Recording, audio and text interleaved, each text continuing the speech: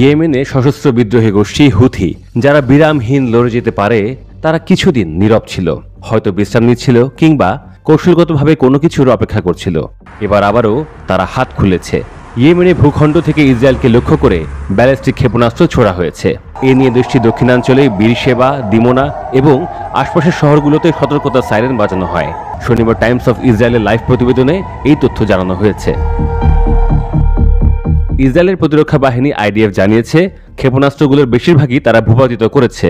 ইসরায়েলের পক্ষ থেকে দাবি করা হয়েছে ইরান সমর্থিত ইয়েমেনি হুথি বিদ্রোহীরা এই হামলা চালিয়েছে। হুথি আন্দোলনকে ইসরায়েল নৌ ও বিমান অবরোধের হুমকিও দিয়েছে। আইডিএফ জানায় তারা হুথির ছোড়া ক্ষেপণাস্ত্র সফলভাবে ভূপাতিত করেছে। এছাড়া এতে কোনো হতাহতের ঘটনা ঘটেনি বলে প্রতিবেদনে বলা হয়েছে। তবে ইয়েমেনের পক্ষ থেকে তাৎক্ষণিকভাবে কোনো বিবৃতি দেওয়া হয়নি।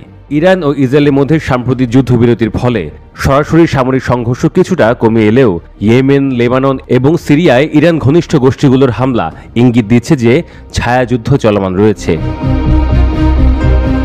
বিশ্লেষকদের মতে হুথির এমন হামলা ইরানের প্রভাব বলয়ে থাকা গোষ্ঠীগুলোর স্বাধীন কার্যক্রমের লক্ষণ হতে পারে, অথবা এটি ইরানের কৌশলগত চাপে রাখার একটি হাতিয়ার হিসেবেও ব্যবহৃত হতে পারে।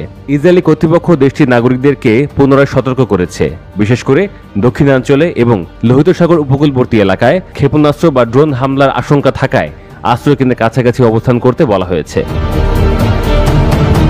এই সাম্প্রতিক হামলা স্পষ্ট করে দেয় মধ্যপ্রাচ্যের নিরাপত্তা পরিস্থিতি এখনও অত্যন্ত অনিশ্চিত এবং উত্তেজনাপূর্ণ। ইসরায়েলের আকাশ প্রতিরক্ষা ব্যবস্থা কার্যকর হলেও হুথির ধারাবাহিক হামলা ইসরায়েলকে নতুন চ্যালেঞ্জের মুখোমুখি করেছে। 2023 সালে অক্টোবরে গাজায় ইসরায়েলের হামলা শুরু হওয়ার পর থেকে ইয়েমেনের বেশিরভাগ অংশ নিয়ন্ত্রণকারী হুথি ইসরায়েলি ভূখণ্ড এবং লোহিত সাগরে জাহাজ চলাচলের উপর হামলা চালিয়ে আসছে, যার ফলে বিশ্ব বাণিজ্য ব্যাহত হচ্ছে। সংবাদ মাধ্যমগুলোর প্রতিবেদনে বলা হয় হুথির উৎক্ষেপিত ডজন ডজন ক্ষেপণাস্ত্র এবং ড্রোনের বেশিরভাগই বাধাগ্রস্ত দাবি করেছে আইডিএফ। তবে সফল হামলাগুলোর মধ্যে উল্লেখযোগ্য ঘটনাও রয়েছে। অবশ্য জবাবে ইসরায়েল ধারাবাহিকভাবে প্রতিশোধমূলক হামলাও চালিয়েছে ইয়েমেনে। এদিকে ইরানের রাজধানী তেহরানের পশ্চিমাঞ্চলে ইসলাম শহরে বিস্ফোরণের শব্দ শোনা গেছে। সেই সঙ্গে সেখানে আকাশ প্রতিরক্ষা ব্যবস্থা চালু করা হয়েছে।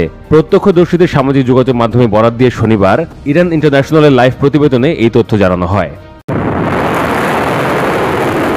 সম্মুখ যুদ্ধ শেষ হয়েছে, তবে ইসরায়েলের বিরুদ্ধে ইরানের প্রতিরোধের লড়াই স্তিমিত হয়নি।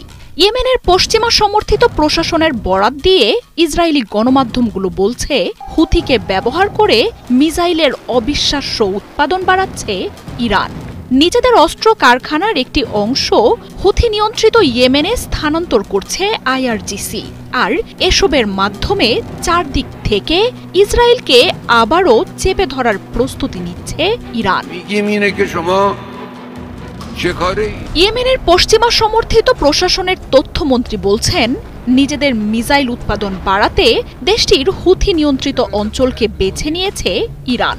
আর হুথির হাতে ইরানের সর্বাধুনিক প্রযুক্তির অস্ত্র লোহিত সাগর এবং পারস্য উপসাগরের বৈশ্বিক বাণিজ্য রুটকে একেবারেই প্রতিরোধ অক্ষের নিয়ন্ত্রণে নিয়ে আসবে।